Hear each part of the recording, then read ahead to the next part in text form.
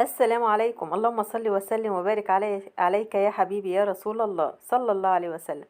رمضان كريم، كل عام وانتم بخير. النهارده هنعمل بقى مع بعض المحشي. اول يوم رمضان وهنشوف بقى ايه هنعمل ايه مع بعض. اول حاجه بنسمي الله ونصلي على الرسول صلى الله عليه وسلم.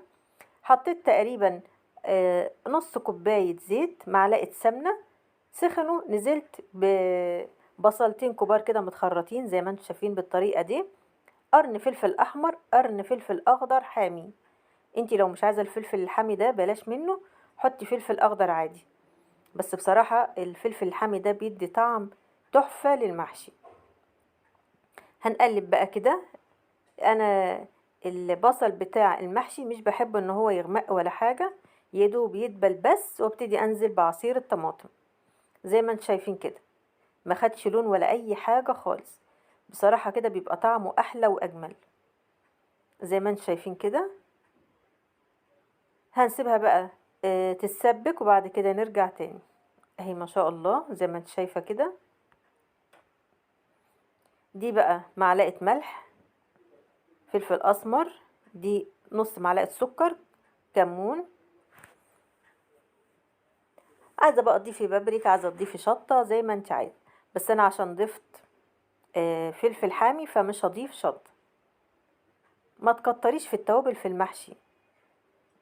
ده بقى بقدونس، كزبرة، في آه، شبت متخرط زي ما انتم شايفين. اخدت معلقتين كبار حطيتهم مع الصلصه، بيدوا طعم وريحه روعه زي ما انتم شايفين كده ما شاء الله. غسلت بقى تقريبا نص كيلو رز. انتي طبعا تعملي على قد عيلتك. وهبتدي اقلب بقى كل المقادير كده مع بعض. بس طبعا احنا في رمضان، كل عام وانتم بخير. مش عايزين نكتر اكل، اعملي على قد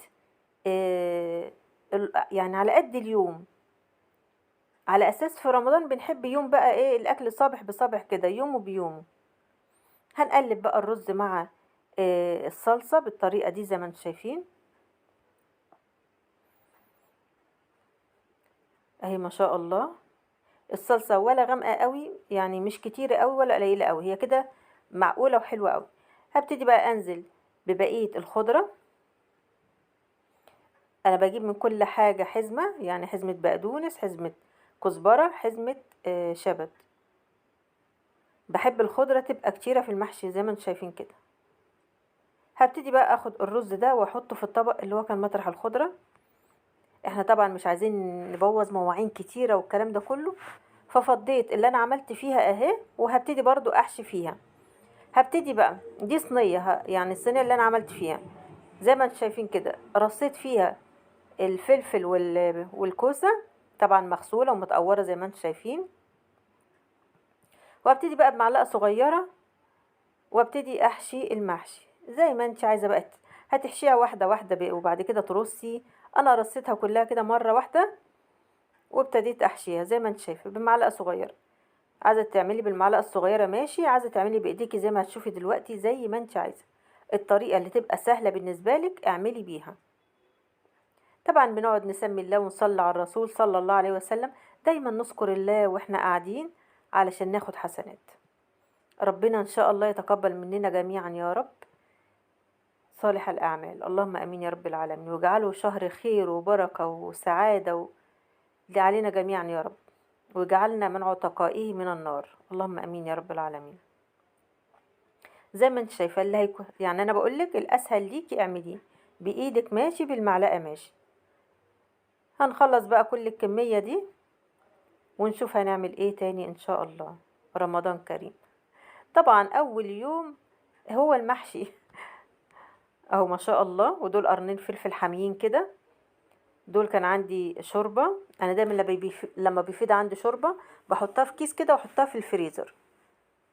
النهارده انا مش هسلق لحمه ولا فراخ.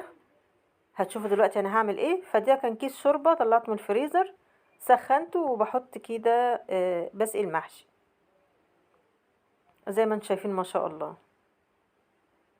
بحط في كل واحده كده حبه شوربه، بس ما تكتريش شوربه زي ما انت شايف.